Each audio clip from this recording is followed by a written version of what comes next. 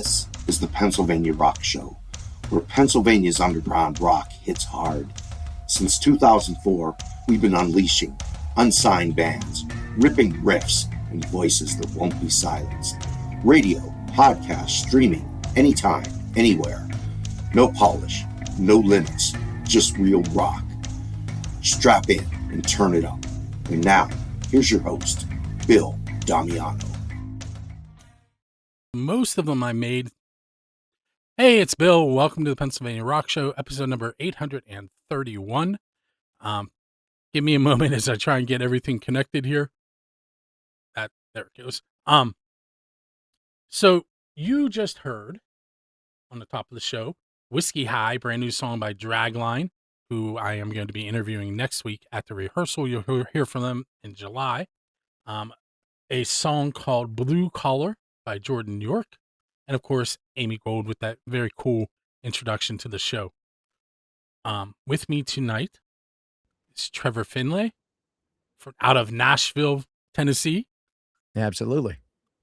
So I always say this when I'm talking to somebody from Nashville, so I'm gonna get it out of the way. One of the first guests I talked to from Nashville told me that it's the only city where the person delivering your pizza is a better musician than you are. You know what? That's very true. And I've heard different iterations of that. Like I've heard, I've often said you can't throw a rock without hitting somebody better than you. You know, it's everybody's a songwriter, everybody's a singer, everybody's a musician. And from the person that's like slinging drinks at the bar to the guy that's delivering pizzas. Absolutely. Even the Uber drivers for that matter. So let's start off. First of all, nobody's familiar with you, so I'm gonna dive a little deep into that. Let me rephrase that. Nobody that watches my show, because someone who's playing 300 plus shows a year, people are familiar with you.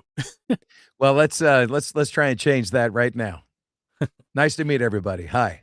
All right, so I'm going to start out with the official and unofficial Build a Scene questions to break the ice a little bit. Yeah. The unofficial Build a Scene question is, what is the best pizza you've had because you're a musician? All right, so the best pizza I've ever had, I would have to say, so what's funny is that my wife and I, whenever I have like a Friday or Saturday off, we make it like a pizza night and an 80s movie night. So it's going to be like kind of a cheesy movie, and what goes better with cheesy movies than pizza. So, and the one that I've had that I really like lately is a place called Dicey's, and it's it's like sourdough, like a sourdough crust, and we'll usually get like grilled chicken or something, and it's more of a white sauce than it is like the pepperoni and stuff like that. So, we like to try different pizza places when I have nights off like that. So I always joke around that I'm going to go through these 831 episodes, and that's going to be my retirement plan. I'm going to go visit all these different pizza places. Oh yeah. Except never mind. I'm not going to say that out loud. It's money would be an issue. That's what I'm going to say. Okay. Gotcha. So the only thing that could possibly top that is if you're making it yourself, like right from the dough on up, where you build the whole thing yourself. And that's the only thing that can beat it, I think. But who's got that kind of time? Not me. Yeah, exactly. All right. So the official Build a Scene question is, who's your Dave Grohl? And by that, I mean, Dave is known to pull people out of the crowd and have them perform with the Foo Fighters. Who would you want to go up on stage with and perform one of their songs? Oh, wow. So I have been in a couple of different situations where I've actually had scenarios like that, where a guy that I know that wrote a song for the Allman Brothers. I got to get up and play that song with him, and that was really cool. And another friend of mine is he's the guy that co-produced this next batch of songs that we're talking about tonight. He plays keyboards for Smash Mouth, so I've been able to play All Star with him, which is kind of cool. Nice. But I mean, if I had, I wish that the Allman Brothers was still going on. But I mean, like, I would love to get up and play with Warren Haynes or Derek Trucks. That'd be really cool. Um, Another one which would just be a blast. Like I saw David Lee Roth get up, like Teddy Swims brought him up at was it Coachella or something? It's like, man, I would love that. That'd be great to sing a song with Dave, man. That'd be crazy. See, I was reading your bio, and it mentioned that the media in Australia said you're kind of a cross between Muddy Waters and David Lee Roth. Um, Yeah, I love that so much. I mean, it's it I can tell you right now that there is absolutely no scissor kicks in my shows. I mean, I could probably do one, but then somebody would have to call the ambulance. yeah, that's where I'm at. About 2 years ago, I used to play deck hockey, which is hockey without skates, and Okay. they called me up and I hadn't played in 9 years. They're like, hey, we're getting together, let's play. And I hurt my knee on the first save I tried to make, and I didn't stop it; it went in. Oh no. But I played the rest of the day, won the game, and then couldn't walk for like 3 weeks. So no scissor kicks for me either. Yeah. Yeah, it's one of the fun parts about well, you picking something up after 9 years, man. Like Yeah, that's a lot to I ask should of have thought anybody. that through a little better. All right, so during your next tour, for some reason, you hire me to drive the bus. Okay. What are we going to listen to in between shows? Podcasts. I love that answer. So I'm at the point now where I have to be in a very specific mood to listen to music when I'm on long drives.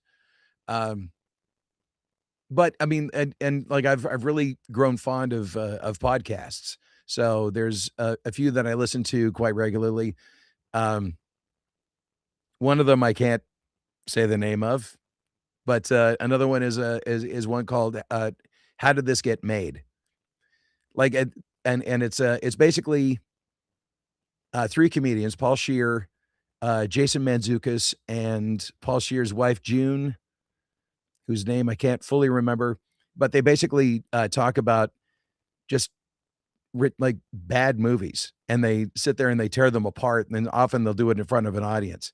And I'm a bit of a movie nerd as well, so I love stuff like that. All right, so I have Yeah. a perfect question for you next segment. Oh, perfect. Love it. So let me hit you with this one. Kiss has played in a bay in Australia to Sharks. Metallica has played in Antarctica. My friend Yeah. Jazz, who does Jazz Rock and Road Show on Music from 412, and is in a whole bunch of bands, but his band Half Wheel has a song called Good Day, and Jazz played Good Day at the South Pole. So Oh, wow. what is a non-traditional venue that you would love to play at? That is a really good question. Um, well, I can tell you that, so I can tell you one of the strangest ones that I got asked to do, and, this is, like, going back a bunch of years ago. My band was the first live music act to play at a place that the night before was a strip club. So, they they brought us in, Was there like glitter everywhere? no, but it was like it still smelled of vanilla and bad decisions. So it's, it was basically so Friday night, it was a strip like a strip bar, and then, like, exotic dancers, and then on Saturday, it was us. So, we we set up our stuff, and we played, and, like, the pole was still in the middle of the stage, and the room was still surrounded by mirrors, and I remember that throughout the course of the night, the door would open, these guys would come down the stairs, they'd look at us, they'd look around the room, they'd turn around and go back out again. So so that is probably one of the most Yeah, that's the first one that comes to mind as far as non-traditional gigs go. Um, but I mean, I'm also, you can put me on a, like a truck bed and I'll play. You can put me in a tent, or you can put me just on a street corner. I mean, I've done a lot of things. I've definitely done a lot of things. I've played a lot of places. So believe it or not, that was 9 minutes. It beeped in my ear. So Wow. we're gonna take our first break, Okay. and on the radio side, I put these two songs together so I can get the titles out of the way in a row. We're gonna Yeah. listen to Trevor Finlay, "Shut Yep. the Hell Up," Sweet. and "Half Dollar Dog," "Kiss My Ass," All right. and we'll be right back.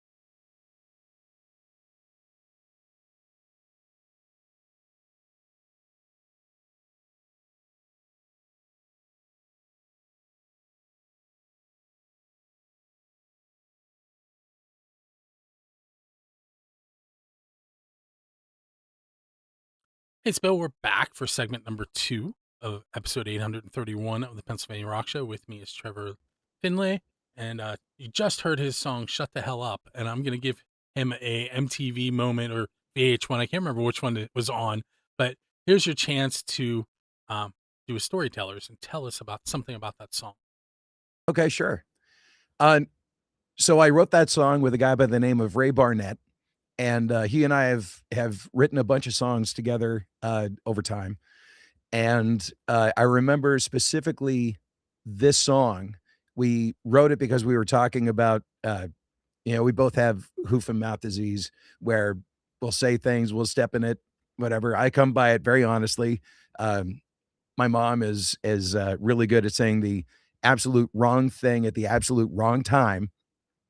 And so I remember this song came together really quickly, because at some point after trading these stories back and forth, either Ray or I we just looked at each other and said, "Well, I guess we should just learn to shut the hell up, or at least learn when to shut the hell up." And then, I remember we looked at each other and went, "Yep, let's write that." And then the song together, I think we ended up laughing more. Like, we laughed for a longer period of time than we spent writing the song. Like, it just came together that quickly. And yeah, and it felt like the right time to put it out, especially now. I think I know where you're going with that. And we're just gonna go. We're just gonna let it go. It's open to interpretation. I think that again, I'm not really good at keeping my mouth shut, but I'm getting better. I'm getting better at shutting the hell up. All right, so I told you I had the perfect question for you. And Yeah, I'm I'm going to ready. throw that at you right now. And I ask it almost every show. Okay. So you're leaving one of your gigs, and there's a DeLorean sitting out there with its door up in the air and a flux capacitor in the back seat. And as you know, Marty went back in time and he played with Chuck Berry's cousin Marvin. Yeah. Who do you want to go back in time and play with? Oh, wow. Again, I think I'm gonna have to say the Alma Brothers. I think that would be the thing for me, like, to get with the original lineup with, like, Dwayne Allman and Barry Oakley. I think that would just be, yeah, that'd be incredible. I would love to be able to see, Hendrix live, or a situation where, like, even watching, like, Elvis Presley in the early days, where he was showing, like, a whole group of people this energy that didn't exist yet, and watching, like, the birth of rock and roll as we know it. I think that'd be really cool too. Yeah. And, of course, if there was a DeLorean and it could go back in time, I'd be doing nothing but just Doc Brown impressions the entire time. Yeah. Marty, we have to go back to the future. That was pretty good. Oh, thanks. It's one of my many stupid human tricks. I don't even remember where I got that one from. Like, it popped in my head one time. Like, the next question I'm going to ask you, I can tell you, I was at a curriculum meeting, and one of the Yeah. other teachers asked me something similar to this, and I have a feeling that you might have just gave the answer, but if you could go back to a specific important moment in history and watch it and be a part of it, what would that be? And I'm gonna put a twist on there that it be a musical one. And while you're Okay. thinking, what made me think about that is you mentioned Jimi Hendrix, and I told them Woodstock. And if I just stole your answer, I'm sorry. Oh, no, Woodstock could be I don't know, like, I think that if I was side stage at Woodstock, that'd be one thing. If I could somehow, go and witness this, from a place where I was more in a VIP section, I'd be down with that. Because like, being in the audience at Woodstock, where it's just, muddy and probably, like, there's this overwhelming smell of patchouli, I think would probably just be enough to take down a gazelle. Um, wow, like, I think I would say Monterey Pop, 1967. I think that would be something. Because like, with, Otis Redding, then you get, like, The Who that had to open up for Hendrix because they lost a coin toss or something. I think that'd be really something. Um, oh, wow. There's, yeah, like, so many possibilities. Or how about, going back just enough to see, like, maybe 65 or 64 when Hendrix was playing guitar for Little Richard. Like, how crazy would that be knowing where he was gonna end up, but seeing him, like, paying his dues and what kind of like, what would he be doing, backing up Little Richard? And was the Hendrix that we know now, how present was that then? I, I would think even if it was present, that having seen video of Little Richard, it'd be hard to focus on Jimmy. I think so. But I think one of the reasons I could be wrong, but I think one of the reasons why he may have been let go from that situation is because he was taking too much attention away from Little Richard. And again, I could be wrong. I've been wrong before, I and I'll think be I've heard wrong that again. story. Yeah. All right. So, being a musician who uses blues as an influence, um, if you were at the same crossroads that Robert Johnson sold his soul to become a better guitarist, why would you be there? That's a good question. There's a comedy skit that somebody put out not too long ago of, where the guy said that he went to the crossroads and he tried to sell his soul to the devil and the devil to make himself a better guitar player. And the devil said, "Sure, just sign this." And then he said, "Well, you're gonna have to go back and work on your scales and practice and stuff like that, in order to be better." Yeah. I think that's, you know, yeah, I think that's a hard one. I don't think I is that can not I can too much reword I would okay, I, please. I can reword the question. So Okay. what is there musically that you still have as a goal that you haven't reached yet? Um, financial stability would be great. No, yeah, and that's a hard one because overall, I'm a pretty, I'm ambitious, but, I try to take stock and be grateful for what I have and where I'm at. Uh, and I think that's one of the hardest things what I've had to learn to do is I've always been focused on, just like staying focused and moving forward as opposed to turning around and, seeing where I'm at. Um, I just, I'm at the point now Like, I've been doing this long enough to know that I'm doing this because I love to do it, and I'm, you know, most of the time that that anybody sees me on stage, I'm gonna have a giant smile on my face because I'm having a great time. And that's really that's all I've ever wanted, really. It's just I wanna go out there, I wanna have a good time, I wanna put out just good vibes and have everybody, just everybody have a good time with it. As much as I wanna be, David Lee Roth, there's also a part of me that wants to be, like Rodney Dangerfield from Caddyshack. It's like, "Hey, we're all gonna get laid," you know? I I was watching here I go again, Hotel Hell, which is a Gordon Hotel Ramsay Hell. show. Yeah. It's Gordon Ramsay. Oh, okay. And he goes in and basically tries to fix them. And I googled it afterwards after watching a couple episodes. He like 9 out of like 20 some that he went to are still open. Yeah. Yeah. So not a good percentage, but the last Well, who episode knew I that. watched, there was a guy on there who sounded exactly like Rodney, and I don't think he was trying to. Oh, no. What are you talking about? I think that, I get no respect at all. No respect.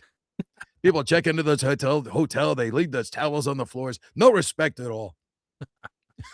All right, so we're gonna head into our second break, and when we come All back, right. we're gonna take a look at your website, talk a little bit about is it it's a single that I have, correct? Yes. Is there an album attached to it yet? It's in the process. All right, So that's what we're gonna talk there's about. all right, cool. All right, so up next, we're gonna hear the brand new track from the Jaded Lips, who were on last week's show. If you watched last week, you got to hear it. We're gonna hear it again. Um, I'm probably gonna butcher this next artist's name. I think it's CEO, like CEO, but it's spelled CEYEO. And the track is called Invitation. And that's where we're gonna head for now. We'll be right back. Rocking.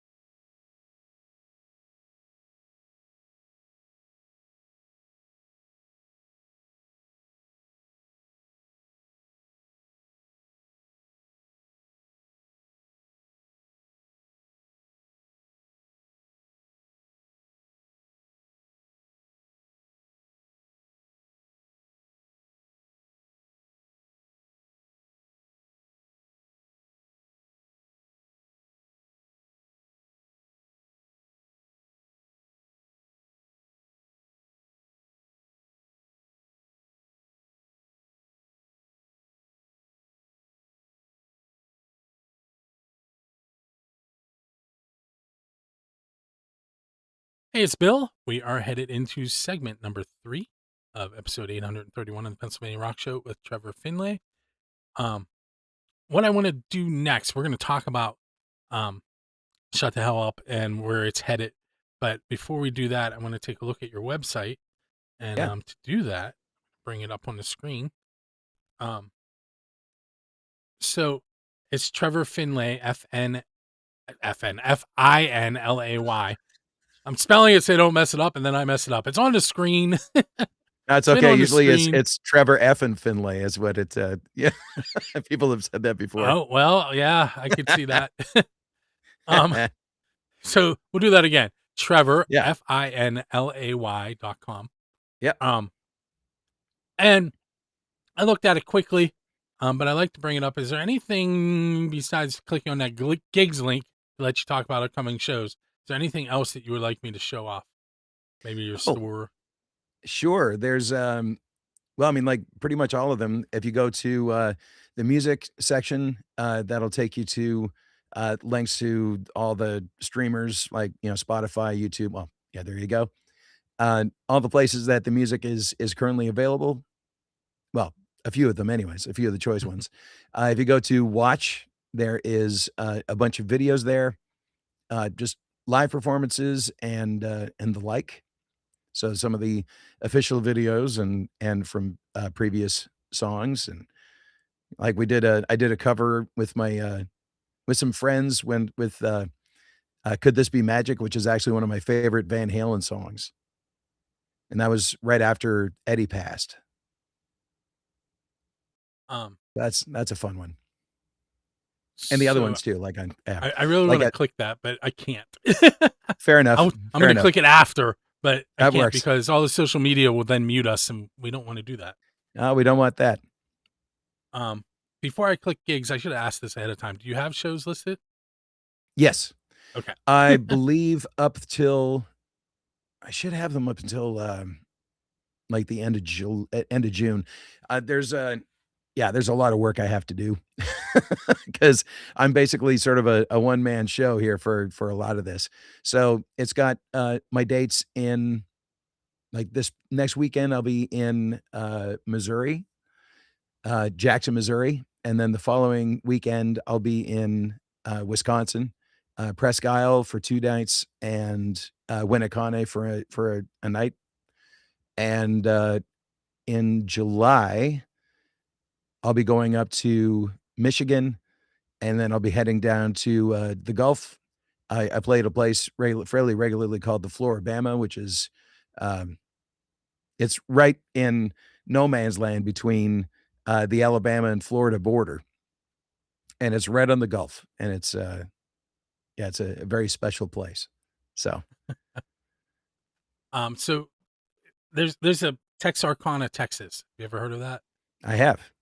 So that city, which is also Texarkana, Arkansas, is split down the middle. That has important history in the history of the show.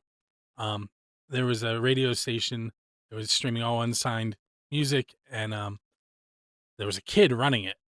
Like, he was 14 at the time, so now he's in his late 30s. But Okay. his mother ran a website called bandsdrivingonfans.net, and she found me on the internet. And then he got a virus, and the first ever Pennsylvania rock show was me taking over his radio station so that he could remove the virus. Oh, wow. And that's how this got started. And Well, that's wow. Very cool. but that just that kind of one city, two states made me think of it. So let me think. Shut the Hell Up. Yeah. Released last month, if I remember correctly. June 5th is when it came out. Okay. So 10 days ago. Yeah. And I asked you if it was on an album already or headed towards an album, and then I cut you off. So now I'm going to let you talk about it. Well, it's in the process of becoming an album. I had 2 songs that I recorded and was ready to put them out into the world, and that kind of blossomed into more of a full record. So it's in the process of getting all put together now. There's 2 more songs that are absolutely complete and done and ready to go out. One is being released on July 10th, and that song is called Devil's Dropping By. And then the next song after that is coming out in August, and that's called A Little Too Much. And then the next one will be in late September or early October. Like, it's the way of the new, like, it's the new way of the world in terms of releasing music now, right? So the days of albums seem to be kind of done, and which is sad, but you can either dwell on the fact that that's something that we don't have as much anymore, or you basically work with the situation that you're given. And I think most musicians have an entrepreneurial spirit where you've got to pivot. So one of the bright sides I look that I see anyways is that, I mean, how many albums have you bought over the years that have 1 or 2 really strong songs and the rest of it is just filler? Like, it's like you get 2 really strong songs and the rest of them are just yoga mats, like, where it's like, they could be there, they could not be there, whatever. And now with it being more of a single driven, musical scene, it's kind of forcing everybody to constantly put your best foot forward. So it's getting rid of a lot of the filler. Now it's, you got to make sure that every song is as good, if not better than the last one. So and that's the kind of the pressure I'm putting on myself. I mean, I was So doing it before where every song I tried to make sure that every song could stand on its own. But now it's like, okay, well, I'm gonna make sure that every single song has as much attention on it as the last one as well. um, let's go way back. Let's do it. When did you realize that you needed to be on stage? Uh, You don't have to okay, put a so this date on it. You can just oh, no, I can actually, like, this is going way back. So, because my first time on stage as a solo performer, I think I was in, like, grade 3, and I did a magic show for my, like, you know, for my school's talent show, and, in my mind, there was, like, there was probably, like, 5, it could have been 1,000 people there, but in real like, now that time has gone by and I see that that size of group is probably more like 50, and it's some of my restless classmates and parents. So, and I remembered one of the biggest things that happened during that particular performance was that I had this sleight of hand trick where I'd make this piece of string look like it goes through my neck. It's like the neck through the or the rope through the neck trick. And either my hands were sweaty or shaky, or I was nervous, or the adrenaline was just too much. Whatever happened, I screwed up the joke. I screwed up the trick, and I got really upset, and I left the stage. My one of the teachers that was, basically the boss of the talent show, put her hands on my shoulders, said, "The show must go on," spun me around and pushed me back out, and I walked out to a standing ovation. And I thought, "Oh, I like this. I would like to do more of this, please." So, and that's sort of yeah, that as was the beginning, I guess. as a teacher, I have to test you here. Do you remember the teacher's name? Mrs. Irving. I That's figured exactly you who it would. was. Yeah, Those absolutely. those are great stories. I have my own, um, Yep. and I'm going to mention the. So I wanted to teach fourth grade.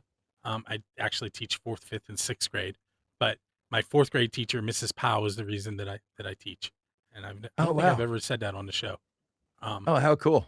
but yeah, I mean, there's teachers make such a huge impact, like, whether they mean to or not. I mean, I still remember uh, the teacher that was my nemesis when I was in high school, and, uh, there was Mr. Sam Bell who taught drama that, and gave me sort of like that, the foundations of, being able to do improv, which basically has helped me in situations where I'm in front of a microphone and I'm in front of a lot of people and I can handle the crowd. And sometimes it works. so, um, let me give you one more question. Shoot. Um, if you were sitting down, Forrest Gump reference, you were sitting on a bench next to a random person, and then you turned and realized it was one of your musical idols. Now you have the chance to have a long conversation, like Forrest did. What question are you going to break the ice with, and who are you talking to? That's a really good question. Um, I think if it was gonna be one of my idols, I would love to sit and talk with Joe Walsh, I think. I mean, I'm such a fan of his guitar playing and his songwriting, and I think a conversation with him, I don't know that I have anything specific to ask. I would love to be able to pull something out of the air of like, "You remember when you said this? Like, what does that mean?" Actually, yeah, I think I'm gonna say Joe Walsh. I think that would be a really interesting and funny conversation. He's a very funny guy, and he's had some really interesting, life experiences, and I think that'd be really fun. All Yeah. right, so we're gonna end on that question. Um, Okay. I have two more tracks to play for you tonight. They are "Waiting Abigail," which is a get All out right. of town band. And that song is called Funhouse. And then we're going to play a song from the Lyricals called Breakdown. And Trevor, I want to thank you for hanging out with us this evening. Hey, thanks for having me. Nice to meet You're you. welcome. You as well. And everyone should go check him out. Go to trevorfinlay.com. Once again, that's FINLAY.com. See, I looked at it on the screen this time so I could spell it right. Right on. And with that said, we're going to go off into the evening. Don't go anywhere on the video side yet, because I have 2 tickets to give away to see Quiet Riot. We're going to see who wins those in just a moment.